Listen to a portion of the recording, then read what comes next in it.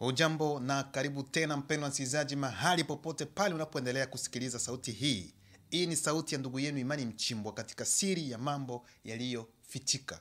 Kwa siku ya leo tena kwa mapenzi yake Luba naja mbele zenu wapendwa wasikilizaji na kipindi kingine ambacho ni kipya ambacho tunachokiona hapo kinachohusu malaika wa kuzimu anayetisha katika Ufunuo 20. Ni nani? Hiki ndio kipindi ambacho tutaenda kukiongelea kwa siku ya leo mpendwa msikilizaji. Popote pale unaposikiliza kipindi hiki uwe makini zaidi sana kwa mambo utakayoyasikia hapa, maana yataenda kusaidia zaidi sana, yatakufungua zaidi sana kwenye milango mingine ya ufahamu. Na kama gisi mnavyoelewa kila wakati kabla sijaingia na watambulisheni vitabu ambavyo ni muhimu zaidi sana katika maisha yetu ya kiroho na hata ya kimwili pia, yanagusa zaidi sana. Hapa tuko na Kalata Mbale ambaye ni Biblia. Hii unaweza ukaiagiza kupitia leseditionsZuluLaSan.com. Narudilia tena leseditionsZuluLaSan.com. Kuna historia zote za uumbaji, historia zote ambazo unazotakiwa kuzijua wewe kama vile mtu unayeishi katika dunia hii. Lazima ujue kweli yako ni muhimu zaidi sana. Na pia tuko na Kalata Dubise ambacho ni kitabu cha Enoch, nacho pia unaweza ukaagiza kupitia leseditionsZuluLaSan.com. Hii ni njia moja aidha nyingine ambayo inatuwezesha sisi kupeleka, kwa sababu hii ndio ujumbe, yani ndio support yetu sisi tunaokubali kweli hii, ingali katika lugha ya Kifaransa. Kuna ndugu ambaye sijuka nilisoma kama ilikuwa sehemu gani ambaye anasema kwamba nielezee vizuri zaidi sana kwa nini, kwa sababu mambo nayo yaongea sio mambo machache, ni makubwa. Kwa hiyo nimuulize mzaliwa wangu wa pili, ndivyo alivyoandika, nimuulize mzaliwa wangu wa pili. Yaani inamaanisha kwamba ni mzaliwa wangu mimi mwenyewe. Nimuulize mzaliwa wa pili, atueleze vizuri zaidi sana inakuwa namna gani Biblia aza ianze kuandikwa kwa lugha moja. Unapoongea mambo kama hayo ni kama vile kulikweli tuwe serious man. Unaposoma Biblia yako ambayo uko nayo inaandikwa namna gani? Biblia tafsiri ya nini? Maandiko matakatifu yaliyotafsiriwa kutoka Kiebrania na Kilatini. Ilianza kwanza Kiebrania kwa mujibu wa Biblia yako ambayo uko nayo. Ulisikia ilianza Mkiswahili, ilianza Kiingereza, ilianza huko. Kwa hiyo ikiwa tafsiri zingine zilikuja ni baadaye sasa. Na tuwe waelewa. Tutaanza tu moja kwa moja ikitoka Mkifaransa na itoke katika lugha zote za dunia. Hata Biblia yenyewe ndivyo ilivyokuwa. Mnaweza mkaniambia Kiswahili, Biblia za Kiswahili zilifika barani Afrika lini? Wakati gani? Mnafikiri kwamba labda gisi walivyotoa tafsiri za Biblia na ndivyo lugha zote za Kiswahili, aiza Kiswahili lugha zingine zote zikapata tafsiri zake? No, sio hivyo. Kwa hiyo tufanye kila kitu tunatumia akili ndugu zangu. Tutumie kwanza hata busara. Kuna mambo mengine ambayo unaweza kauliza inaeleweka, lakini mambo kama hayo tusiwe kama vile watoto. Tunauliza vitu ambavyo ni muhimu zaidi sana. Kwa hiyo wapendwa, kwenye tovuti ya leseditionsZuluLaSan.com unaweza ukaagiza hiki kitabu, aiza vitabu hivi viko vya kutosha zaidi sana.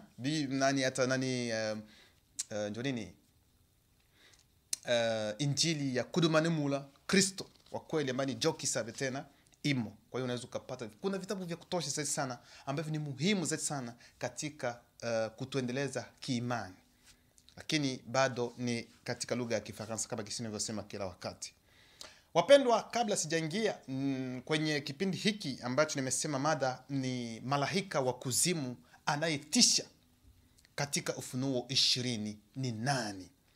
Na ndio maana kitabu cha Mezali ya 19:2 kama kisi ninavyosema wakati ninapoanza mafundisho yangu, kila wakati wanawaambia kwamba Mezali ya 19:2 nasema si vema nafsi ya mtu ikose maarifa. Na Mezali ya 25:2 nasema kwamba utukufu wake Luba ni kulificha jambo, bali utukufu wa mfalme ni kuchunguza jambo. Na katika kitabu cha Kumbukumbu la Torati 29:29 nasema kwamba mambo ya siri ni yake Luba, bali yale yaliyofunuliwa ni kwa ajili yetu sisi na kwa ajili ya watoto wetu. Luba anaendelea kuongea kupitia nabii wake Bele ambaye ni Yeremia. Katika Yeremia 33:3 ikisema kwamba nihite nami nitaitika, nami nitakuonyesha mambo makubwa tena magumu usiyoyajua. Na kitabu cha Yohana 3:11 nasema kwamba tunaongea yale tunayoyajua na yale tuliyoyaona tunayashuhudia. Na pia Yohana 8:32 nasema kwamba mtaijua kweli, nayo kweli itawawekeni kuwa huru. Wapendwa, siku ya leo mtaenda kufunguliwa kutoka katika kifungo cha ajabu. Kwa hiyo tutaenda kuingia katika kitabu moja ambacho ni maajabu, kitabu ambacho watu walio wengi huwa wanaogopa kukisoma, yaani kitabu cha Ufunuo. Na wengi wanajaribu kuleta mafundisho ya kitabu hiki cha Ufunuo bila hata kuelewa siri yoyote, maana wengi walijitangaza kwamba ni walimu, walijitangaza kwamba ni manabii, lakini wanajaribu kuongelea kitabu cha Ufunuo wakati wenyewe hawajui ni wapi ufunuo wenyewe ulitokea, aiza utatokea, ni eneo lipi. Hawana hata siri yoyote hili kuhusiana na ufunuo wenyewe. Lakini ndio maana kwa siku ya leo tutaongelea malaika huyo wa Ufunuo 20, maana kitabu cha Ufunuo, wapendwa wasikilizaji, ni siri kubwa. Namshukuru Tete ambaye ni Loba kwa sababu yeye ndiye anayeniwezesha muda huu tena kusimama mbele zenu, wapendwa wasikilizaji. Na ni mafundisho ambayo yameletwa na mzaliwa wa pili ambaye ni Zulula Sa ambaye ndiye roho wa kweli, yani tuseme mzaliwa wa pili ambaye ametuletea ukweli ambao ulikuwa umefichika, mambo ya siri ambayo yaliyokuwa yamefichika. Lakini wakati huu kila kitu kiko hewani, kiko wazi, wa kuona wanaoona na wanaosikia wanasikia. Lakini walio wengi wanajiweka sijui baadhi wanajiweka yani kiburi, yani kutokuonyesha kama vile hawapendi kusikia, kama vile wanasikia, lakini wanaona na wenyewe wanaona kwamba utofauti upo wa mafundisho ambao walioyapata na haya. Na kweli hivyo wanajisikia hao hata wanabisha, lakini wanapenda kusikia, si ndio? Wanaumia za wengine wanabisha, hawapendi, lakini wanaendelea kusikiliza. Msikilize kwa sababu mnaoyasikia hamjawahi kuyasikia na ni ukweli. Hata roho zenu zinawaambia kwamba haya ni ukweli huo. Kwa hiyo siwezi nikaongelea hilo, lakini siku ya leo ni kipindi kingine ambacho kinahusu malaika wa kuzimu. Na wapeleka moja kwa moja kwenye kitabu cha Ufunuo sura ya 20 mstari wa kwanza, ambaye inasema hivi. Ufunuo 20 mstari wake wa kwanza inasema hivi: kisha nikamuona malaika mmoja anashuka kutoka mbinguni akiwa na ufunguo wa kuzimu na mnyororo mkubwa mkononi mwake. Nasimama hapa, wapendwa wasikilizaji. Tunatakiwa kwanza kujiuliza huyu malaika ambaye ameongelewa katika Ufunuo 20 mstari wake wa kwanza ni nani? Huyu malaika huyu ambaye Yohana ambaye ni laki sabe aliyemuona. Na Yohana anaendelea kusema, anasema kwamba huyo malaika kweli alikuwa akishuka kutoka mbinguni, lakini mkononi alikuwa na ufunguo wa kuzimu, na pia alikuwa na mnyororo mkononi mwake. Tunaweza tukajiuliza huu mnyororo ambao aliokuwa nao huyo malaika ulikuwa mnyororo wa namna gani? Ulikuwa mnyororo wa dhahabu? Ulikuwa mnyororo wa moto? Ulikuwa mnyororo wa namna gani? Hizo ni swali ambazo tutajiuliza, wapendwa wasikilizaji. Lakini Yohana anaendelea kusema kwamba aliona ulikuwa mnyororo ambao ni mkubwa sana ambao alikuwa nao mkononi. Na pia akasema ameona huyu mtu, na ambaye huyu mtu ni nani? Ni malaika mwenyewe ambaye alipewa huu ufunguo wa kuzimu. Alipewa huu ufunguo wa kuzimu. Ndivyo Yohana anavyotuambia katika Ufunuo sura ya 20 mstari wa kwanza. Kwa hiyo kabla hatujaendelea zaidi sana, tunatakiwa kwanza kurudi nyuma kidogo ili tuende kuongelea huyo malaika mwenyewe. Na Yohana anasema kwamba kweli kweli, na nukuu tena, alisema kwamba huyo malaika huyo aliye na uwezo ambao ni wa ajabu, na tutaenda kuonyesha uwezo wake, nguvu ya ajabu sana. Na ndio maana nasema kwamba ni malaika anayetisha. Na tutaenda kuangalia kwa nini anatisha, kwa sababu ana uwezo wa hali ya juu, ana nguvu za ajabu, na mkononi alikuwa na ufunguo wa kuzimu, na alikuwa tena na mnyororo. Kwa hiyo kabla ya Yohana aiza ya Ufunuo 20, tunarudi kwanza nyuma, tuende kuangalia zaidi sana kuhusiana na huyo malaika. Ndio maana wapeleka kwenye kitabu cha Ufunuo hicho kwenye sura ya 9 mstari wa kwanza. Ufunuo sura ya 9 mstari wa kwanza, hapa inasema hivi. Huyu ni Yohana anayetuambia, kisha malaika watano wakapiga tarumbeta yake. Nasimama hapa, wapendwa wasikilizaji, halafu tunaingia ndani. Wakati Yohana alipomwona huyo malaika anapiga tarumbeta, tutajiuliza kwanza, hiyo tarumbeta hiyo iko tarumbeta ya namna gani? Je, ni tarumbeta ambayo inaishi? Ni tarumbeta ambayo ina ufahamu? Aidha ni tarumbeta tu ambayo ni kama vile tarumbeta ambazo zinatengenezwa katika dunia hii? Ndio tunaweza tukasema kweli kweli Kwa hiyo hizo ni alama za kujiuliza, kuona ukuu wake Luba. Lakini tutaenda kuingia zaidi sana kiundani. Na Yohana anaendelea kusema hivi: nami nikaona nyota. Ndio hiyo Yohana sura ya 9 mstari wa kwanza, wapendwa wasikilizaji. Kisha malaika watano akapiga tarumbeta yake. Nami nikaona nyota iliyokuwa imeanguka juu ya nchi kutoka mbinguni, nayo ikapewa ufunguo wa shimo la kuzimu. Hivyo ndivyo Yohana anavyosema. Kwanza, kitu cha kwanza, wapendwa wasikilizaji, mnatakiwa kuelewa kwamba kwenye andiko hili kuna mambo ambayo wamewaficha. Hicho ni kitu cha kwanza ambayo hawakuandika ndani ya andiko hili. Ufunuo 9:1 kwenye tafsiri, baadhi ya tafsiri zaidi sana za Kiswahili, hata kwenye tafsiri zingine za Kifaransa hawakuweka. Lakini kuna tafsiri nyingine moja ambayo iliweka hicho kitu ambacho hawakupenda kukiweka katika tafsiri ya Kiswahili. Ndio maana wapeleka kwenye tafsiri ya Kifaransa, alafu tuenda kutafsiri tena mu Kiswahili, ambayo inahusu ni Bible Parole de Vie. Apocalypse 9:3, Bible Parole de Vie. Inasema hivi: le cinquième ange fait sonner sa trompette. Je vois une étoile qui tombe du ciel sur la terre. Elle reçoit la clé du puits, kumrazi. Elle reçoit la clé du puits qui conduit au trou sans fond, là où les esprits mauvais sont en prison. Les esprits mauvais sont en prison. Sasa tunatafsiri mu Kiswahili, nasema hivi: malaika watano anapiga tarumbeta yake. Naona nyota ikianguka kutoka mbinguni ikianguka duniani. Inapokea ufunguo, kwa sababu ni vitu ambavyo anaona, na anasema hivyo. Inapokea ufunguo wa kisima kinachoongoza kwenye shimo lisilo na mwisho, ambapo roho mbaya wako kifungoni. Hicho ndio kitu ambacho hawakuandika kwenye tafsiri za Kiswahili. Ambapo roho mbaya wako kifungoni, yani wamefungwa. Kwa hiyo wapendwa wasikilizaji, Ufunuo 9 wanasema kwamba malaika anapiga tarumbeta yake. Nasi tunajua kwamba wakati malaika anapopiga tarumbeta, yani ni ghadhabu ambayo ipo. Na baadaye Yohana akasema kwamba anaona nyota. Sasa hiyo nyota aliyoiona yeye, aliona kwamba hiyo nyota ilikuwa ikianguka kutoka mbinguni kushuka iza kuangukia duniani. Ndivyo anavyosema kwamba ameona nyota inayoanguka. Na wakati ilipoanguka hiyo nyota, kwa mujibu wa tafsiri gisi walivyoandika, hiyo nyota sasa ndipo ikapewa ufunguo wa shimo lisilo na mwisho. Ndio hilo shimo kumrazi la kuzimu, ambapo roho mbaya wako kifungoni. Yani roho mbaya wako kifungoni, yani ndani ya shimo hilo la kuzimu. Lakini kitu cha kwanza ambacho tunapenda kwanza kuongea ni kwamba tunatakiwa kwanza kusahisha, yani kukosoa. Kuna kosa moja katika andiko hili la Ufunuo sura ya 9 mstari wa kwanza. Maana wanasema kwamba nyota kumrazi inaanguka. Yani aliona nyota ambayo inayoanguka. Kitu cha kwanza unatakiwa kuelewa kwamba hiyo haikuwa nyota ya kawaida kama nyota tunazoziona angani. No, hii sio nyota ya kawaida. Hicho ni kitu cha kwanza.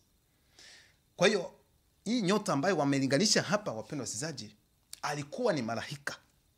Na huyo malaika huyo ndiye Yohana aliyemuona tena baadaye tena katika kitabu cha Yohana sura ya 20 ambapo tumeanza kusoma. Sijui kama inaeleweka. Ndio huyu anayelinganishwa na nyota inayoanguka. Alikuwa ni malaika aliyepewa nini? Ufunguo na mnyororo. Kwa hiyo kitendo cha kuandika hapa kwamba nyota hiyo ilianguka kutoka mbinguni, hiyo ni tafsiri ambayo ni mbaya, si tafsiri nzuri. Kwa nini? Kwa sababu wapendwa wasikilizaji, mnatakiwa kuelewa kwamba malaika walio katika huduma yake Luba hawawezi kuanguka. Hichi ni kitu cha kwanza ambacho mnatakiwa kukielewa. Kwa hiyo huyo malaika huyo hakuanguka. Lakini ikiwa hakuanguka, alifanya nini sasa? Tafsiri nzuri kuhusiana na andiko hili ni katika Kifaransa traduction écuménique de la Bible. Hatutaenda kusoma, lakini tutasema gisi walivyotafsiri. Hii tafsiri inaonyesha kwamba nyota hiyo ilikuwa na mwendo wa haraka sana. Yaani ilikuwa na kasi ya kutisha. Yaani ilikuwa na mwendo mmoja wa hali ya juu. Yaani kasi inayozidi hata kasi ya mwanga. Ndivyo alivyopenda kusema. Sasa yeye tuseme ni kama vile aliona vup. Yaani ameona kama vile ni nyota ambayo imeanguka, lakini ilikuwa na kasi kubwa, sio kwamba ilianguka, lakini ilikuwa na shuka, ilikuwa na mwendo, ilikuwa na kasi ya ajabu. Ndio maana kwa mujibu wa wale walioandika wakasema kwamba nyota ilianguka. Lakini wanaposema kwamba nyota inaanguka, kiroho moja kwa moja tunaona kwamba ni malaika ambaye ameanguka, na hicho hakiwezekani kwa malaika ambao wako katika huduma ya lugha kwa wakati huu. Sijui kama inaeleweka, wapendwa wasikilizaji. Sasa kwa hiyo Yohana aliona huyo malaika akishuka kwa kasi kubwa, kasi ya ajabu. Naye malaika huyo, wapendwa wasikilizaji, alipofika duniani akapewa ufunguo. Huo ufunguo ulikuwa ufunguo wa shimo la kuzimu, ambapo roho mbaya wako kifungoni. Hivyo ndivyo tulivyosoma. Sasa swali ambayo lipo ni nani aliyempatia huyu malaika hizo funguo? Ni nani aliyempatia? Na kwa nini alipewa funguo hizo? Huyu malaika wa kuzimu, kwa nini alipewa? Na tena hizo roho mbaya ambazo zimo ndani ya shimo hilo la kuzimu, ni roho mbaya zipi? Kwa sababu tunajua kwamba kuna aina mbalimbali za roho mbaya.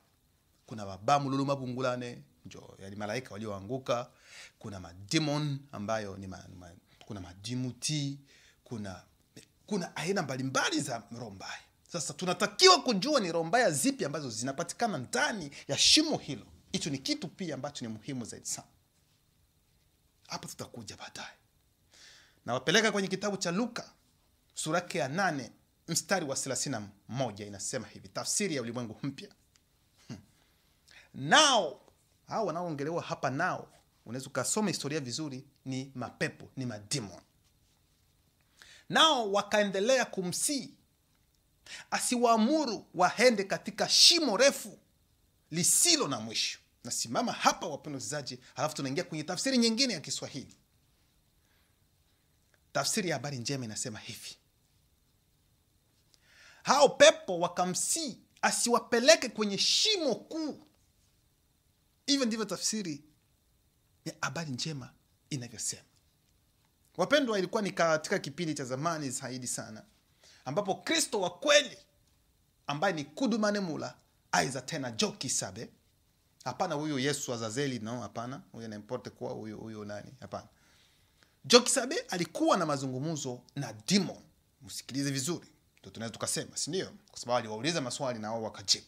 Na kuna mambo ambayo waliongea. Sasa wakati alipokuwa akifanya mazungumzo na hizo demon ambazo zilikuwa ndani ya mtu fulani ambaye alikuwa anapagawa na mapepo na mademon yenyewe, Joki Sabe akawa na mazungumzo na hizo demon. Sasa hizo demon zilikuwa zikimsii Joki Sabe kwamba asiwapeleke kwenye shimo. Yaani zinasema kwamba usitupeleke kwenye shimo. Tunaweza tukajiuliza swali sasa, kuna kitu gani ndani ya shimo hilo hadi demon zimsii Joki Sabe, zimsii Kristo wa kweli kwamba asiwapeleke ndani ya shimo hilo? Kuna kitu gani? Hilo shimo ni shimo la namna gani? Hizo ndio swali ambazo tunatakiwa kujiuliza, wapendwa wasikilizaji. Kwa hiyo nikupenda kuonyesha kwamba kitabu cha Luka sura ya 8 mstari wa 31 wamewaficha jambo muhimu sana, wapendwa wasikilizaji, tena kwenye tafsiri za Kiswahili. Kwa nini demon ziogope kupelekwa shimoni? Kwa nini? Kwa nini zimeogopa? Kuna tafsiri ya Kifaransa tena ambayo inatoa kwa nini demon zilikuwa zikiogopa zisipelekwe kule kwenye shimo. Tafsiri ni hiyo tafsiri ni Bible Parole de Vie. Kitabu ni hicho Luke aiza Luke 8:31 za 8 31 ndio hicho wanasema hivi. Haya ndio mazungumzo ya Kudumani Mula za Joki Sabe na hizo demon. Les esprits supplient Christ en disant, double point, ne nous envoie pas dans la prison des esprits mauvais. Dans la prison des esprits mauvais. Unaposoma kwenye tafsiri za Kiswahili wanasema tu nao mapepo aza nao wakaendelea kumsii asiwaamuru waende katika shimo refu lisilo na mwisho. Hii tafsiri ya habari njema tulisema kwamba hao pepo wakamsii asiwapeleke kwenye shimo kuu. Kwa nini? Hakuna. Lakini kwenye hii tafsiri ya Kifaransa inasema les esprits supplient Christ en disant, ne nous envoie pas dans la prison des esprits mauvais. Yani mkiswahili pepo zikamsii Kristo zikisema, usitupeleke katika gereza la pepo wabaya. Hivyo ndivyo hizo pepo, hizo demon zilivyomwambia Joki Sabe. Kwa hiyo hizo demon zilimsii Kristo asiwapeleke katika gereza la pepo wabaya, ambalo Ufunuo 9 inaongelea. Demon zilimsii kweli Kristo kwa sababu zilijua ni kitu gani kinachoendelea ndani ya shimo hilo. Zilijua vizuri.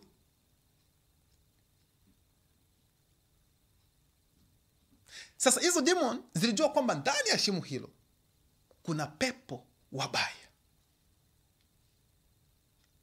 Wengine watajiuliza, inamaanisha kwamba hao pepo ambao waliokuwa na Joki Sabe sio mapepo mabaya za wabaya? No.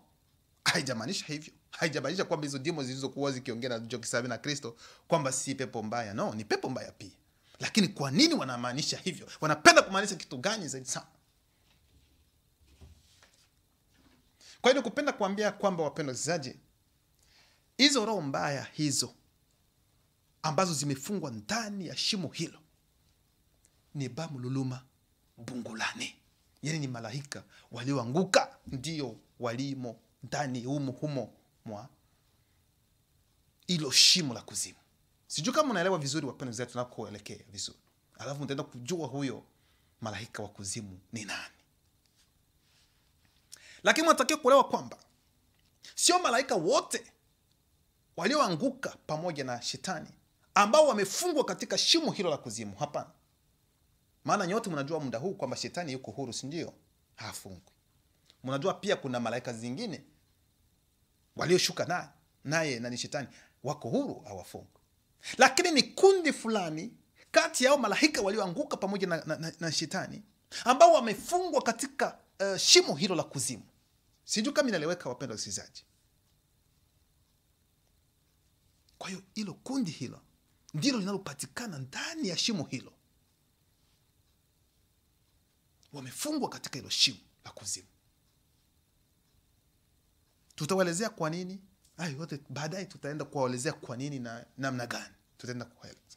Sasa, kutokana na jambo hilo, hizo demons zilikuwa zinajua. Zilikuwa zinajua vizuri kwamba kuna kitu fulani ndani ya shimo hilo la kuzimu.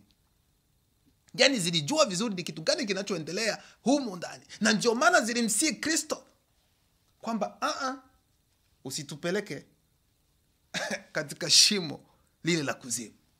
Hapana. Tunakusii usitupeleke. Ndivyo walivyomwambia Kristo. Sasa, maandiko tumeyasoma yametuambia kwamba hilo shimo hilo la kuzimu, kwamba kuna ufunguo wake. Yani kuna ufunguo wa shimo hilo, wapendwa wasikilizaji. Na kwamba ni malaika wa Ufunuo sura yake ya 9.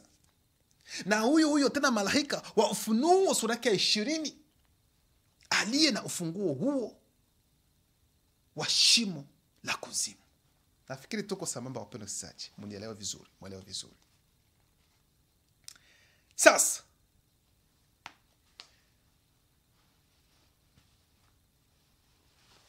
ni nani huyu malaika wa Ufunuo 9 na Ufunuo 20? Alama ya kuuliza, wapendwa wasikilizaji. Kwa hiyo mtakuja kuwasikia watu wengi naweza kusema wasio na akili za kiroho, wanakuja kusema kwamba huyu malaika aliye na ufunguo wa kuzimu kwamba ni Kristo. Yes. Kwa nini wanasema kwamba malaika huyu ni Kristo? Kwa sababu wao wanapenda kufanya kila kitu chote wamwekee Kristo. Yaani wanaita mkifaransa le christocentrisme. Yaani wanachukua vitu vyote wanamkabidhi Kristo. Ndio maana walisema kwamba Kristo ni Mungu, yeye ni Roho Mtakatifu. Yaani kukiwa malaika ambaye ameonyesha nguvu kidogo, tena ni yeye huyo. Hivyo ndivyo wanavyofanya. Na ndio maana tena wakasema kwamba ni yeye ambaye ni sijui kwenye Yohana 3:16 kwamba ni yeye mtoto pekee. Yaani hivyo ndivyo wanavyofanya. Kwa hiyo ndivyo utakavyosikia kwamba huyu malaika huyu aliye na ufunguo wa kuzimu kwamba ni Kristo. Ndivyo walivyo wengi wanasema hivi. Hivyo ndivyo ilivyo tu. Ndivyo wanavyobadilisha maandiko. Wapendwa wasikilizaji. Lakini tunaenda kuambia ni kitu gani? Na ni akina nani? Ni nani huyu malaika? Sio Kristo lakini. Sasa swali ambalo tutajiuliza, hizo roho mbaya zilizo katika hilo shimo la kuzimu, kwa nini zimo humo kifungoni? Kwa nini zilifungwa humo? Zilifanya kitu gani ili zifungwe humo ndani ya shimo hilo la kuzimu? Hizi ndio swali ambazo ni muhimu, wapendwa wasikilizaji, ndio. Tunajua kwamba shetani kama gizi nilivyosema, yeye hajafungwa. Yuko huru, anatembea. Yuko huru. Malaika wengine walioshuka naye pamoja nao pia hawakufungwa, hawajafungwa, wako huru. Sasa kwa nini hiyo kundi kidogo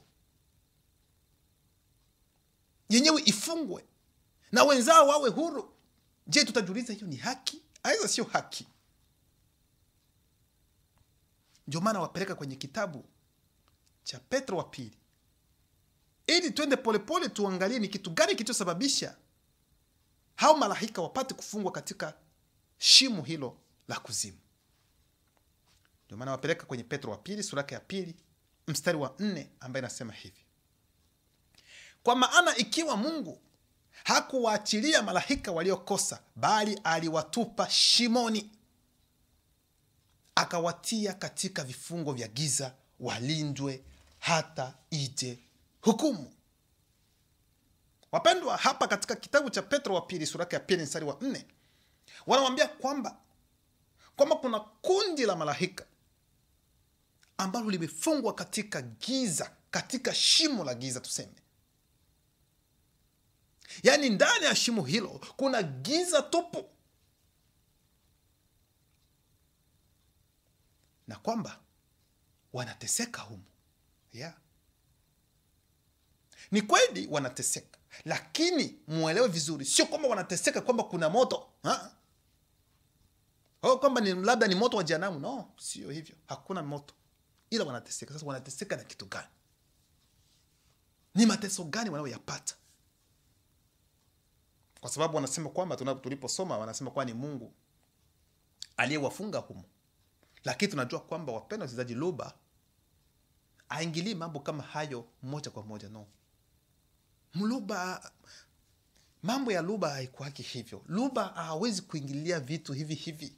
Kuna malaika, kuna wengine, kuna roho mbalimbali ambazo zipo kwa ajili ya kufanya hivyo. Luba hana haja ya hivyo, kufanya hivyo.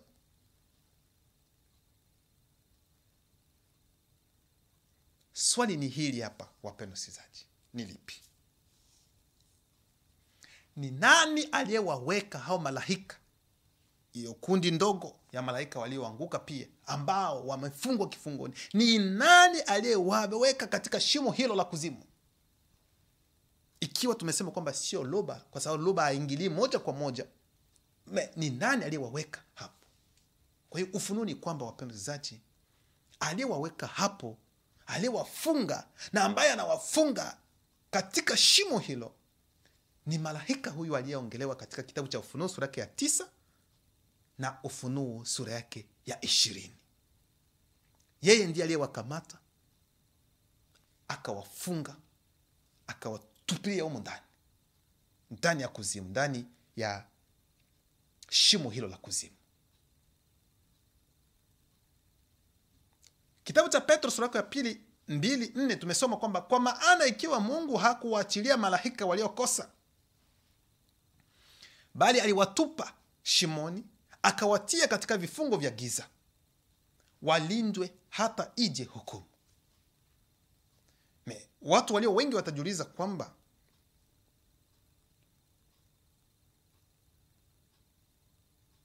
hawa wanaongelewa hapa ni malaika waliotenda dhambi. Hiyo ni kweli.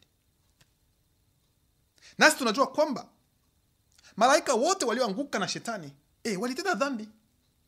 Ni kweli. Sasa kwa nini kundi moja lifungwe na wengine wawe huru? Ndio swali linakuja, je, hiyo ni haki? No, hiyo sio haki. Lakini tutaenda kuwaeleza kwa sababu gani, kwa nini.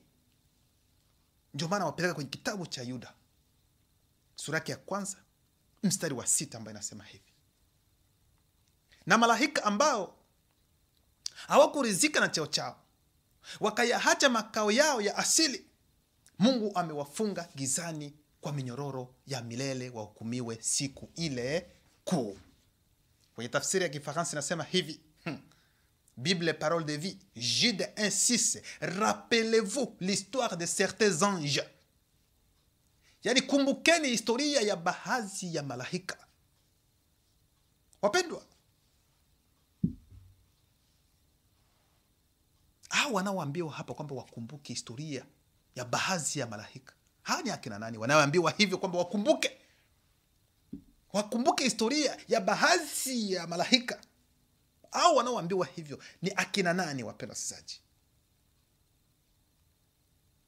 Hawa waliokuwa wakielezwa hivyo ni baadhi ya watu ambao waliokuwa wanajua historia ya hao malaika. Ni watu waliokuwa wanajua historia ya manabii, watu waliokuwa wanajua historia ya kweli, maandiko ya kweli kuhusiana na historia hiyo ya hao malaika. Ndio maana wanaambiwa kwamba wakumbuke historia ya baadhi ya malaika, kwa sababu walikuwa wanajua. Ili ukumbushe, ina maana kwamba ulikuwa unajua. Lakini ili kwamba usisahau, inatakiwa ukumbushwe historia ya baadhi ya malaika, ukumbushwe tena ili upate kujua kwamba ikiwa hao malaika hao waliadhibiwa namna hiyo kama gisi mnavyojua, sasa nyinyi kama watu waliohumbwa na miili, waliohumbwa na damu na maji, hamuwezi kuachiliwa pia. Hivyo ndivyo walivyokuwa wameambiwa. Ndio maana wanatakiwa kujikumbusha tena, wakumbuke vizuri historia hiyo. Ndio maana wanaambia, kumbukeni historia ya baadhi ya malaika ambao hawakuridhika na cheo chao, wakayahacha makao yao ya asili, Mungu amewafunga gizani kwa minyororo ya milele, wahukumiwe siku ile kuu. Lakini swali linabaki tu pale, kwa nini hili kundi la malaika walioanguka pamoja na shetani, tena hilo kundi ndogo limeenda kufungwa, lilifanya kitu gani? Yuda sura ya 1 mstari wa 7 tunashuka, inasema hivi: kumbukeni pia. Yaani ni historia ambayo wanaendelea kuambiwa kwamba mkumbuke, kwa sababu msisahau. Kumbukeni pia Sodoma na Gomora na miji ya kando kando yake, wenyeji wake walifanya kama wale malaika, walifanya uzinzi na mambo yaliyo kinyume cha maumbile, wakapewa hukumu ya moto wa milele, iwe onyo kwa watu wote. Kwa hiyo wanapenda kuambia kwamba, wapendwa, hao malaika walio katika kifungo ndani ya shimo hilo la kuzimu walifanya mambo ya kufuru zidi ya loba. Walitembea na wanawake hapa duniani, wakatembea na wanyama. Ni wao walioleta mseto, yani hybridation. Ni wao walioleta umetisi, mchanganyo, rangi zingine zikaanza kuonekana. Ni wao walioleta hivyo. Na hiyo ndio sababu wakachukuliwa, wakafungwa ndani ya shimo hilo. Kwa sababu sio malaika wote walioanguka na shetani ambao walienda kutembea na wanawake, waliotembea na wanyama, waliofanya mambo ya ajabu ambayo ni potovu. No, lakini kwa ni kundi kidogo kati ya hao malaika walioanguka na shetani ndio ilishuka tena ili kufanya vitendo kama hivyo. Kumbukeni pia Sodoma na Gomora na miji ya kando kando yake. Wenyeji wake walifanya kama wale malaika, walifanya uzinzi na mambo yaliyo kinyume cha maumbile, wakapewa hukumu ya moto wa milele. Kuna wale wanaojiita kwamba ni waalimu ambao wasio na elimu yoyote ile ya kiroho. Wanasema kwamba hao malaika wanaungua katika moto. Ndivyo anavyosema. Kwa nini? Kwa sababu hiyo ni picha tu, wapendwa wasikilizaji. Ni picha tu wanaoonyesha maana Sodoma na Gomora kweli. Ni mfano hadi muda huu. Wanasema kwamba inaungua moto wa milele. Unapojielekeza uende sehemu ambapo miji hiyo ya Sodoma na Gomora ilipokuwa, je, utakuta kwamba moto unawaka kweli? No. Sasa ni barani Afrika, hakuna sehemu ambayo unaona kwamba inawaka hadi muda huu, kwa sababu wanasema kwamba ni moto wa milele kweli Sodoma na Gomora. Lakini ulikuwa ni yani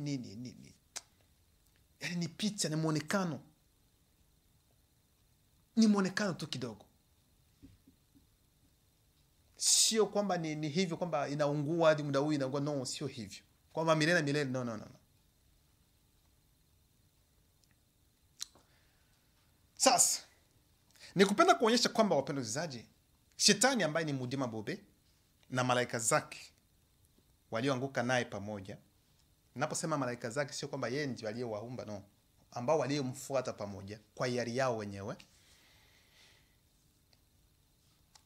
Walishuka, walikosa, wakatupwa.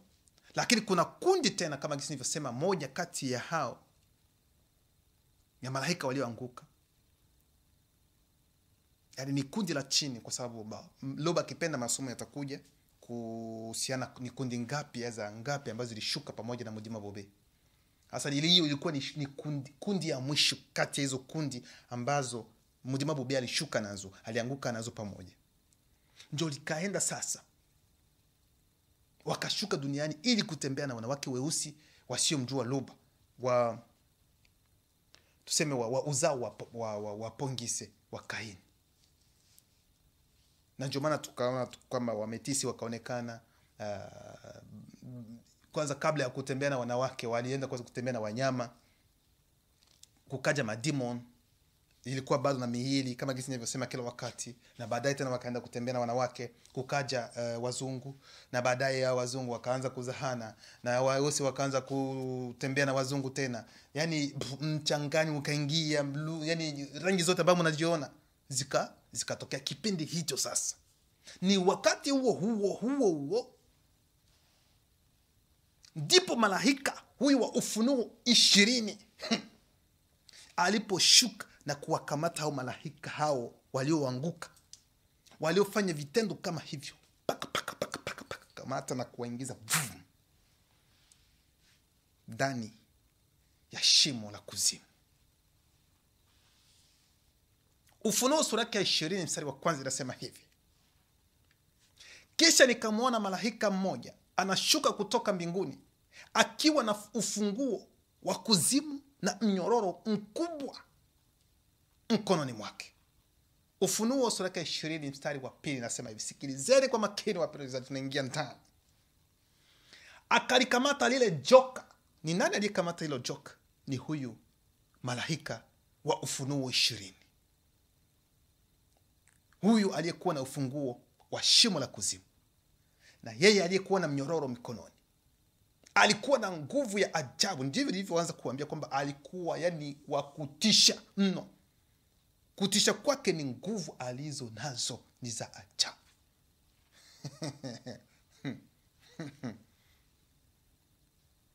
Kwa hiyo nguvu zake alizo nazo zinaogopesha ulimwengu wote wa giza.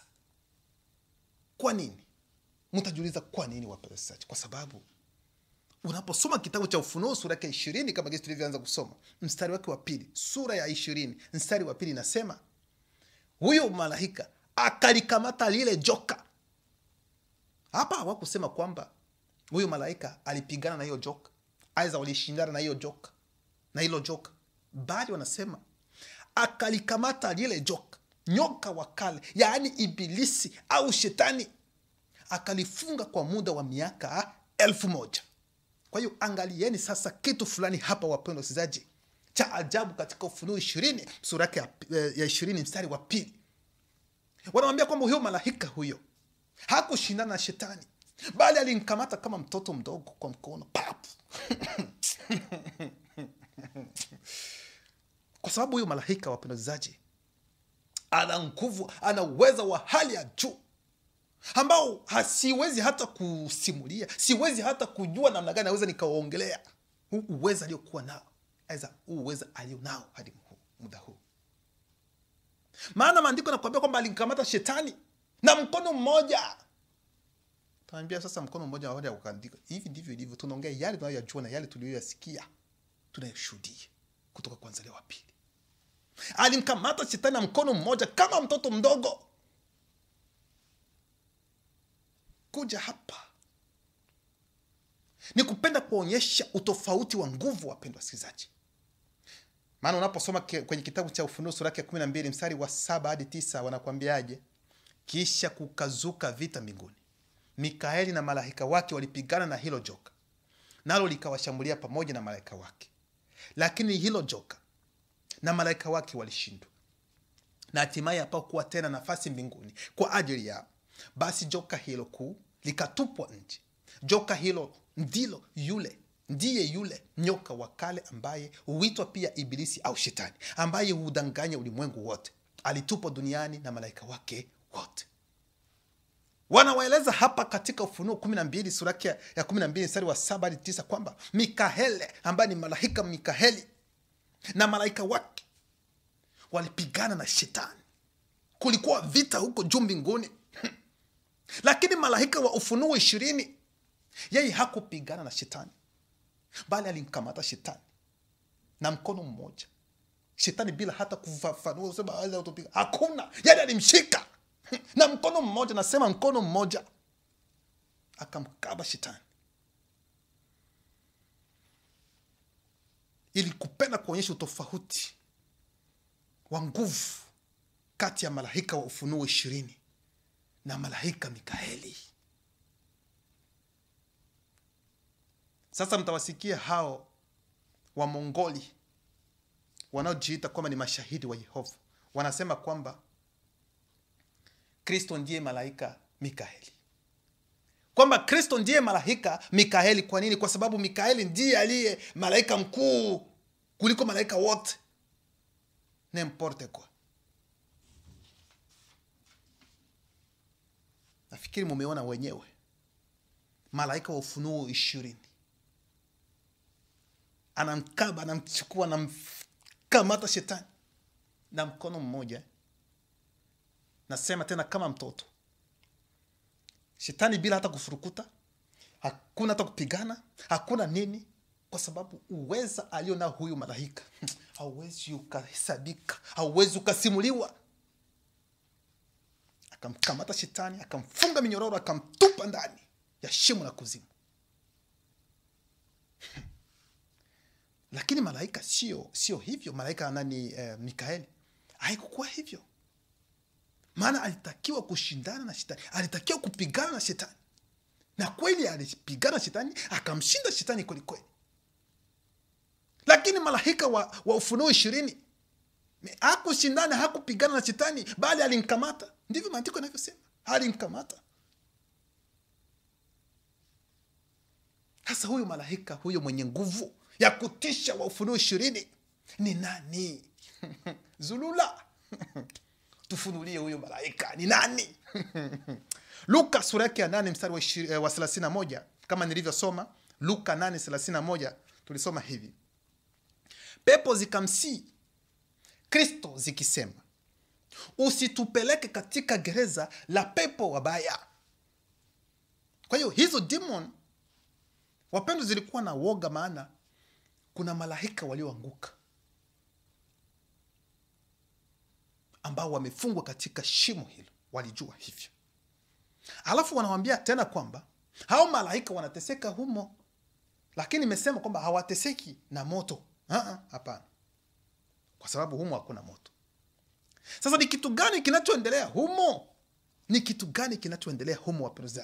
Ni kitu gani kinachowafanya kuwa na woga katika shimo hilo lenye giza kuu? Kwa sababu ni shimo ambalo lina giza kuu. Unatakiwa kuelewa hivi. Kwa hiyo tutaenda kuwafunulia jambo hilo, wapenzi wasikilizaji. Ni nini kilicho nyuma, aidha kilicho ndani ya shimo hilo katika giza kuu. Sijui kama tuko sambamba, wapenzi wasikilizaji. Ufunuo huu Kwa hiyo wanamwambia kwamba shetani, wanasema kila wakati shetani ni prince wa giza. Unapoangalia tafsiri za Kiswahili, unajua namna gani wanavyo tafsiri prince. Prince si mtoto wa nani wa mfalme. Lakini unaposoma ndani ya kitabu chetu cha Kiswahili wanasema tu shetani ni mkuu wa giza. Mkuu kwa wanatafsiri ndio prince tu. Si ndio? Kwa hiyo wanawaambia kwamba shetani yeye ni prince wa giza. Ndivyo wanavyosema. Ikiwa kuna prince wa giza, mjue kwamba kuna mfalme pia wa giza. Hiyo inafikiri hii inaeleweka vizuri. Kwa sababu mtoto hawezi kuwa mtoto bila baba. Lazima kutakuwepo baba tu. Kwa hiyo ikiwa kuna prince wa giza, mjue kwamba kuna mfalme wa giza. Mfalme wa giza. Na msifikiri kwamba wanaposema kwamba mfalme wa giza, kwamba maana yake ni mfalme ambaye anafanya, yani tuseme kwamba labda anafanya mabaya. No. Aza labda ndio baba yake na shetani aliyemzaa shetani. No. Muelewe vizuri tunapoelekea. Msichanganye mambo. Kwa hiyo ndani ya shimo hilo, wapendwa wasikilizaji, la kuzimu, mnatakiwa kuelewa kwamba kuna viumbe vingine. Msikilize vizuri. Kuna viumbe vingine ndani ya shimo hilo. Sasa malaika walioanguka wakaenda kutupiwa humu ndani ya hivyo viumbe, ndani ya shimo hilo, ambapo kuna viumbe vingine ambavyo vimo humo. Sasa hivyo viumbe hivyo vilivyo humo ndani humo, malaika wa shetani walioanguka wanaogopa, wanaoga wa hali ya juu kwa ajili ya uwepo wa hivyo viumbe ambavyo viko humo. Mwiona ni ilo shimo la nani, ilo shimo la kuzimu. Kuna viumbe vingine, malaika wa shetani ambao wanafungwa wako humo, wanaogopa, wanaoga wachafu. Na ndio maana demoni zilijua hivyo. Ziliogopa, zikasii Kristo kwamba tafadhali usitupeleke humo. Tunajua humo. Kitabu cha Ufunuo sura ya 9 mstari wa 2 hadi 11, msikilize vizuri sasa. Basi nyota hiyo ikafungua shimo la kuzimu. Wanapoandika hapa nyota hiyo ikafungua shimo la kuzimu, mnatakiwa kuelewa moja kwa moja ni yule malaika wa kuzimu aliye na ufunguo wa shimo hilo la kuzimu, kama gisi tulivyosoma katika kitabu cha Ufunuo sura ya 9 na tena tulivyosoma kwenye Ufunuo 20. Ndio huyo malaika, hiyo nyota ambayo inasemekana kwamba ikafungua shimo la kuzimu, ni huyo malaika wa Ufunuo 20, Ufunuo 9. Sijui kama inaeleweka, wapenda wasikilizaji. Basi nyota hiyo ikafungua shimo la kuzimu. Moshi ukapanda kutoka mle shimoni kama moshi wa tanuru kubwa. Ndivyo wanavyosema. Nasimama kwanza hapa, halafu tunaingia ndani. Wapendwa, hapa maandiko hawakusema kwamba moshi huo ni moshi wa tanuru hapa, bali walisema hivi: huo moshi ni kama moshi wa tanuru, ni kama moshi wa tanuru, lakini sio tanuru. Ingawa tafsiri zingine zinapenda kwamba huo moshi huo uwe moshi wa tanuru. Ndivyo tafsiri zingine zinavyopenda, ili ionekane kwamba ndani ya shimo hilo la kuzimu kwamba kuna moto. Hicho ndio kitu ambacho wanapenda lazima iwepo, lakini wanasema ni kama moshi wa tanuru. Nafikiri hili linaeleweka vizuri. Tunaendelea kusoma. Jua na anga vikatiwa giza kwa sababu ya ule moshi wa shimoni. Msikilize sasa. Nzige wakatoka katika ule moshi, wakaenda juu ya nchi. Wanatoka wapi? Wanatoka kwenye shimo. Si shimo limefunguliwa, yule malaika amefungua shimo la kuzimu. Maana ni yeye aliye na ufunguo wa kuzimu, amefungua. Nini kimetokea? Nzige nzige wakatoka, yani wakapanda na ule moshi, ndivyo wanavyosema, ule ambao unafanana na tanuru, na moshi wa tanuru. Wakatoka katika ule moshi, wakaenda juu ya nchi, wakapewa nguvu kama nguvu walio nayo nge wa nchi. Wakaambiwa wasiyazuru majani ya nchi, wala kitu chochote kilicho kibichi, wala mti wowote, ila wale watu wasio na muhuri ya loba katika vipaji vya nyuso zao. Wapendwa, hao watu wanaojihita kwamba ni mashahidi wa Yehova, nasema kila wakati hawa, na watu wengine wanasema kwamba hivi viumbe ambavyo tumesoma hapa, vilivyotajwa, ambavyo vinatoka katika shimo hilo la kuzimu, kwamba ni demon, kwamba ni roho mbaya, kwamba ni mapepo ya shetani. Maana wanaposoma gisi wanavyoeleza kuhusiana na viumbe hivi, wanaona moja kwa moja kwamba ni mapepo ya, ni demon. Nafikiri hata wakati sisi sote tulipokuwa katika huu uongo ambao tulikuwa, hata mimi mwenyewe nilikuwa nafikiri kwamba ni demon, ni mashetani tu. Yes. Na hata wewe mwenyewe ndugu yangu anayesikiliza hapa, kwa sababu hujawahi kusikia hili, hata na wewe unajua hivi kwamba ni demon, ni mapepo, ni vitu vya shetani, si ndio? Lakini sikiliza ufunuo uko hapa. Maana ufunuo anayeleta ni Zulula Sa, ambaye ni mzaliwa wa pili. Sikiliza vizuri. Jua na anga vikatiwa giza kwa sababu ya ule moshi wa shimo, wa shimoni. Zige wakatoka katika ule moshi, wakaenda juu ya nchi, wakapewa hizo zige, wakapewa nguvu kama nguvu walio nayo nge wa nchi. Wakaambiwa wasiyazuru majani ya nchi, wala kitu chochote kilicho kibichi, wala mti wowote, ila wale watu wasio na muhuri ya loba katika vipaji vya nyuso zao. Wapendwa, kama gisi nilivyosema, walio wengi wanasema kwamba ni demon, naweza ni pepo, lakini sio hivyo. Maana mnaambiwa kwamba demon zenyewe, mapepo, zina woga wa kwenda humo. Ikiwa zingelikuwa nani kwamba ni demon ambazo zimo humo, kwamba hizi nzige naweza gisi tunavyosoma kwamba ni demon, naweza ni vivi ya shida, kwa nini wangeogopa? Si ni ndugu zao, tuseme namna hiyo. Sasa jiulize, kwa nini wanaogopa? Demon zilikataa kwenda humo shimoni. Sasa swali ni kwamba hivyo viumbe hivyo ni viumbe vya namna gani? Ni viumbe gani? Wapendwa, tunashuka na Ufunuo sura ya 9 mstari wake wa 5 sasa hadi 6, inasema hivi. Wakapewa, ndio nani? Ndio hizo zige, hivyo viumbe ambavyo vimetoka shimoni, ndani ya shimo la kuzimu, ndivyo tunavyosoma. Wakapewa amri kwamba wasiwaue, bali watese miezi 5. Na maumivu yao yalikuwa kama kuumwa na nge au mapo mwanadamu. Na siku zile wanadamu watatafuta mauti, wala wataiona kamwe. Nao watatamani kufa, nayo mauti itawakimbia.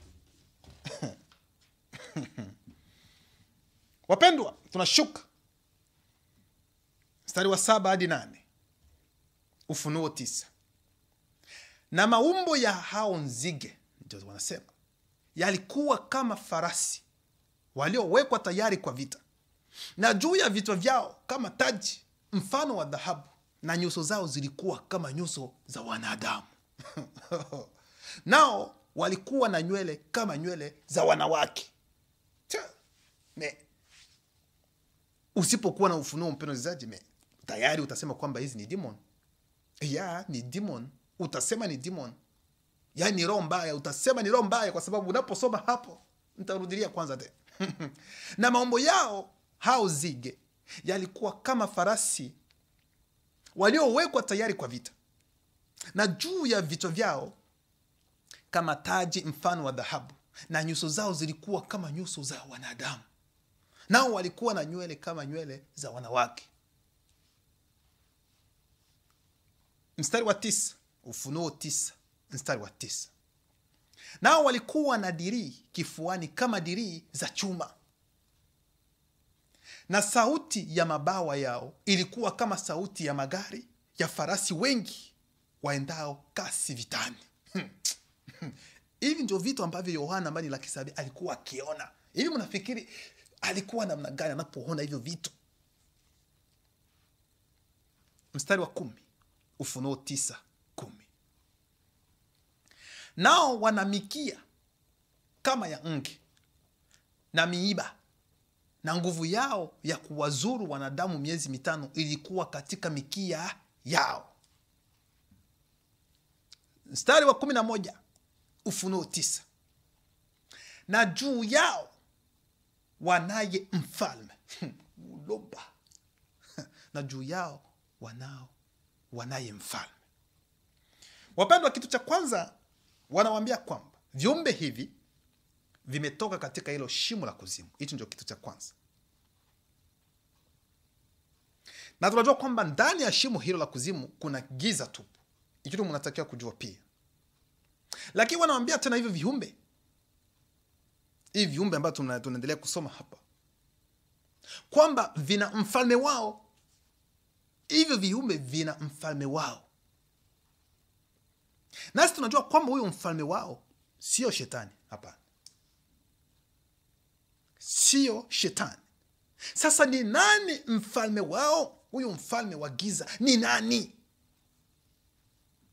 Tuendelea kusoma. Na juu yao wanaye mfalme, naye ni malaika wa kuzimu. Nasimama hapa, halafu tunaingia ndani, wapendwa wasikilizaji. Kwa hiyo malaika wa kuzimu, wapendwa wasikilizaji, ndiye huyo tuliyemuona katika kitabu cha Ufunuo sura ya 9 na Ufunuo sura ya 20. Yule aliyemkamata shetani kwa mkono mmoja na kumfunga na kumweka na kumtupa ndani ya shimo hilo la kuzimu. Ndio huyo mfalme, ndio huyo malaika ambaye ni mfalme wa hivyo viumbe ambavyo vilitoka ndani ya shimo hilo la kuzimu na kupanda. Ndio mfalme wao. Kitu cha kwanza mnatakiwa kuelewa kwamba huyo malaika huyo wa Ufunuo 9 na Ufunuo 20 ni malaika wa luba, sio malaika wa shetani. Sio malaika wa shetani. Kwanza, kitu cha kwanza, sio malaika wa shetani. Mnaweza mkaelewa kwa nini? Kwa sababu kwanza yeye mwenyewe ana nguvu kuliko shetani. Hicho ni kitu cha kwanza, si ndio? Ana nguvu kuliko shetani. Kwa hiyo huyo malaika hawezi kuwa mfalme wa demon. Hapana. Sijui kama nieleweka, wapendwa wasikilizaji. Sasa, ikiwa huyo malaika ni malaika wa luba, na hivyo viumbe ambavyo vilitoka humo, vilivyotoka humo ndani, kwamba mfalme wao ni huyo malaika wa Ufunuo 9, Ufunuo 20, ambaye ni malaika wa kuzimu, maana yake hivyo viumbe vingine ambavyo nimesema, ambavyo tumesoma hapa kwamba nzige na sura za wanadamu, nywele za wanawake kama Yesu anavyosema, inapenda kumaanisha kwamba sio viumbe vibaya, sio viumbe vya shetani, sio demon, sio malaika walioanguka. No, ni viumbe vya luba.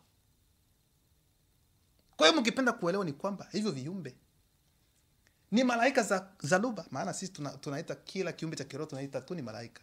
Kweli, yani malaika za kiluba, hivyo viumbe ambavyo tumetaja tumesoma hapa.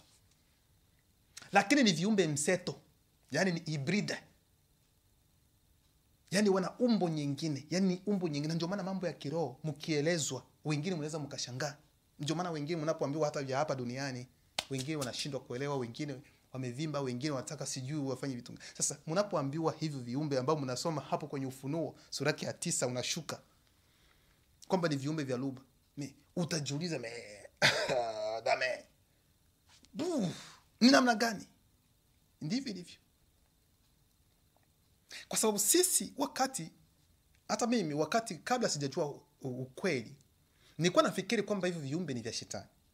Kwamba labda Mungu aliruhusu kupitia malaika wake, kwamba aviruhusu hivyo vimashetani viende kuwazuru watu. Hivyo ndivyo nilivyokuwa. Na nafikiri kwamba kuna watu wengine, ndugu zangu wengine, ambao wanafikiri hivi kama gisi nilivyokuwa nafikiri. Lakini unapoangalia, unapochunguza, sio viumbe vya shetani. Mfalme wao ni malaika, ambaye ni malaika wa kuzimu wenyewe, ambaye ana ufunguo, ambaye alimfunga shetani, alifunga mapepo, alifunga kila kitu kibaya, kama kitu tulivyosoma. Kwa hivi viumbe sio mashetani, no, ni mahybrid, wana umbo nyingine. Kwa hiyo katika akili tu za watu, na unaposikia, unaposoma haya maelezo, tayari utafikiri kwamba ni mashetani tu. Lakini hapana, sio mashetani, no, sio mashetani. Na juu yao wanaye mfalme, naye ni malaika wa kuzimu. Jina lake kwa Kiebrania ni Abadoni, na kwa Kiyunani analo jina lake Apolioni. Ndivyo wanavyomuita katika Waebrania, katika Kiebrania kumrazi, na katika Kiyunani. Kiyunani nafikiri tena ndio Kigiriki ndio wanamaanisha hivyo. Wanamuita kwamba yeye ni Abadoni, tena Apolioni. Ndivyo wanavyomuita huyu malaika wa kuzimu. Tafsiri ya Habari Njema inasema hivi, kwenye hicho kitabu ambacho tumesoma ni kitabu cha Ufunuo sura ya 9 mstari wa 11, si ndio? Na juu yao kumrazi, tafsiri ya Habari Njema, tena wanaye mfalme anayewatawala, naye ndiye malaika wa kuzimu. Jina lake kwa Kiebrania ni Abadoni, na kwa Kigiriki ni Apolioni, yaani mwangamizi. Luba. Kitabu cha Wakorintho wa kwanza sura ya 10 mstari wa 10. Wakorintho wa kwanza sura ya 10 mstari wa 10 inasema, wala msinungunike kama baadhi yao walivyonungunika, wakaangamizwa na mwangamizi. Wakaangamizwa na mwangamizi. Kuna tafsiri zingine wanasema kama wakaangamizwa na Mwarabu, kama Mwarabu, vitu kama hivyo. Bible en français courant 1 Corinthiens 10:10, yani kwenye tafsiri nyingine Wakorintho wa kwanza 10:10 inasema hivi, Bible en français courant, enfin ne vous plaignez pas comme certains d'entre eux l'ont fait, et ils furent exterminés par l'ange de la mort. Huyu mwangamizi ndio l'ange de la mort. Tafsiri yake mkiswahili inasema hivi, mwishowe msilalamike kama wengine wao walivyofanya, na waliangamizwa na malaika wa kifo. Malaika wa kifo. Jo, huyu malaika wa Ufunuo 20. Malaika wa shimo la kuzimu anaitwa malaika wa kifo.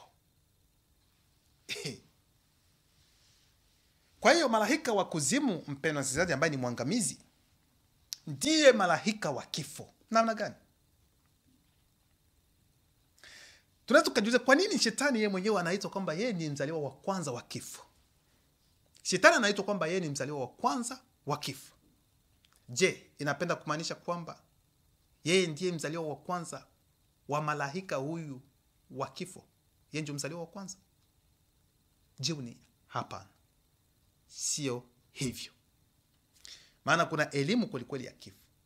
Lakini huyu malaika huyu wa kifo wa Ufunuo 9, Ufunuo 20, yeye yuko juu ya kifo.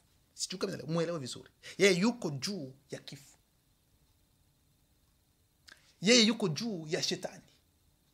Yuko juu ya kifo kilichozaa shetani. Nafikiri wengine hapa tumbo zitauma kwa hiyo. Kwa hiyo shetani ambaye ni mzaliwa wa kwanza wa kifo, sio kwamba huyu malaika wa kifo ndiye aliyemzaa shetani. No, sio hivyo. Hapo sio hivyo. Yaani elimu nyingine ambayo iko tofauti. Yeye yuko kweli malaika wa kifo kwa namna gani? Kwa sababu ni yeye anayepana adhabu. Ikiwa taifa limefanya mambo ya ajabu. Tumeona kipindi ambacho kimepita kuhusiana na mambo ya hospitali. Nani aliyetuma zile nyoka? Ni huyu wa kifo, malaika wa kifo. Ndio anayetuma.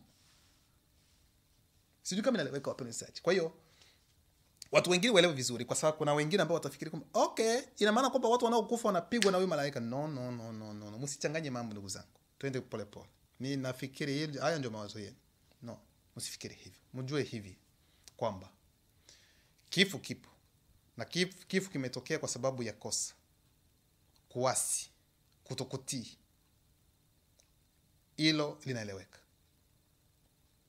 Lakini hicho kifo ambacho kinachotokea yani malaika anapofanya hivyo, kwa mfano inaweza kuwa labda wale watu ambao wanatembea kwa mujibu wa lugha wakitenda kosa, kwa mfano yeye anaweza kakuja akapiga. Hilo linaeleweka. Lakini haijamaanisha kwamba watu wanaofariki tu kwa sababu wanafariki kwamba ni Mungu anayeua ndio watu wanavyofikiri. No, sio kwa namna hii. Hilo lieleweke vizuri. Kwa hiyo yeye yuko pale kwa ajili ya adhabu. Mutima Bikoki City. Huyo ndiye malaika wa kifo. Anaitwa mkifaransa anaitwa l'entité de châtiment en charge des domaines de la nature. Mkiswahili tukatafsiri malaika wa adhabu inayohusika na maumbile. Yaani anayehusika kumrazi, anayehusika na maumbile. Ndio huyo anaitwa mlugha ya asili Mutima Bikoki City. Mutima Bikoki City. Huyu ndiye anayepana adhabu. Unakumbuka kwa mfano unaposoma ndani ya Biblia kawaida unasikia kwamba sijui Daudi alifanya vitu ambavyo si vizuri. Akaombwa, unapenda tupatie nani adhabu hii, akachagua adhabu nyingine. Nani aliyeleta? Ni Mutima Bikoki City. Yeye ndiye aliyepale kwa ajili ya adhabu. Yaani unatakiwa kutembea hivi. Usiende pembeni. Ukienda pembeni kwa mujibu wa lugha, aiza kwa mfano mtu anayetembea na lugha ana ulinzi. Kisubutu kuvamia yuko pale Mutima Bikoki City. Kwa hiyo unaona gisi alimkamata shetani na mkono mmoja. Alimkamata shetani na mkono huu mmoja.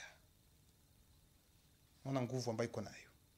Kwa hiyo ndugu zangu wana wa Luba, msitetemeke. Mutima Bikoki City yupo. Lakini tunajua kwamba sio yeye wa kuabudiwa. Kuabudiwa ni Luba tu peke yake. Ila mnatakiwa kujua nguvu za kaka zenu wa kiroho. Malaika ni kaka zetu wa kiroho. Yaani wakati unaposikia Mutima Bikoki City, yani ni kaka yako lakini wa kiroho. Sijui kama inaeleweka. Mjihisi hivyo na hivi ndivyo ilivyo. Maana tawapatia kitu kingine. Malaika wana mwanga. Ule mwanga ule ukififia ni mtu mweusi moja kwa moja unayeona. Sijui kama inaeleweka. Yaani tuseme akitoa ule mwanga ambao upo ukitoka, yani mtu mweusi. Sijui kama inaeleweka. Kwa hiyo huyu ndiye malaika wa kuzimu. Mutima Bikoki City. Ikiwa mlisikia kwamba kama kitu tulivyosema kila wakati kwamba kuna mgawanyiko wa mabara, ni yeye Mutima Bikoki City ndiye aliye nani wasi akaikata wakati walianza kujenga sijui mnara, vitu kama gisi mnavyojua. Ni yeye Mutima Bikoki City aliyefanya fracasser, akakata nani. Njoo mkaanza kuona Marekani, Europa ama mengine, ni yeye aliyefanya hivyo. Yeye yuko pale kwa ajili ya adhabu. Adhabu tu.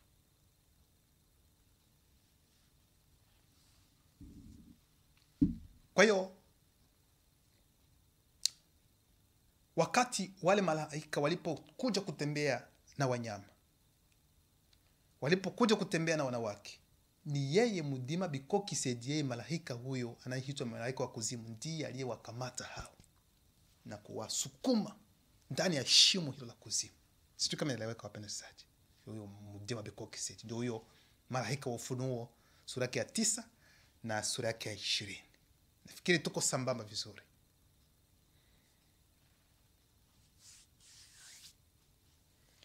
Wenda mtajiuliza sasa, Imani, unasema kwamba hivyo viumbe ambavyo vilikuwa vinatoa, yani vilivyo humo ndani ya hilo shimo la kuzimu, kumrazi, kwamba ni viumbe vya lugha. Okay, ni viumbe vya lugha vya kiroho, sawa. Ina maana kwamba navyo pia vinafungwa humo ndani? Ndio swali ambalo mnaweza mkaniuliza, kwa sababu vilitoka, si ndio, vikaenda vikaanza kufanya kama kitu tulivyosoma. Sasa je, navyo pia vinafungwa humo kama hao malaika? Jibu ni hapana. Nitawapatia tu mfano ambao uko rahisi. Unapoangalia gereza, tunajua kwamba gereza linafungwa, si ndio? Gereza linafungwa, na ndani kuna wafungwa, na pia ndani kuna walinzi. Je, walinzi nao pia ni wafungwa? Jibu ni hapana. Walinzi wanatoka na wanaingia muda wanaopenda, si ndio? Ingawa wako ndani ya gereza, lakini sio wafungwa. Wanachunga, wanalinda wafungwa ambao wako humo. Ndio kazi ambayo walionayo, aidha ndivyo wanavyofanya, tuseme. Sasa huu wakati ambao waliambiwa kwamba watoke, ni muda wa kufanya mambo mengine. Ufunuo sura ya 20 mstari wa 7 inasema, wakati miaka 1000 itakapotimia, Shetani atafunguliwa kutoka gerezani mwake. Shetani atafunguliwa na nani? Atafunguliwa na yule aliyemfunga, yaani malaika wa kuzimu. Mudima bekokisedi ndiye ataenda kumfungua tena baada ya miaka 1000. Kwa hiyo malaika wa Ufunuo sura ya 9, aidha Ufunuo 20, ni malaika wa kifo. Majanga karibu yote mnayoyaona ambayo inayojulikana zaidi sana hata kipindi cha zamani, kipindi cha awali, ni yeye aliyekuwa akitoa adhabu.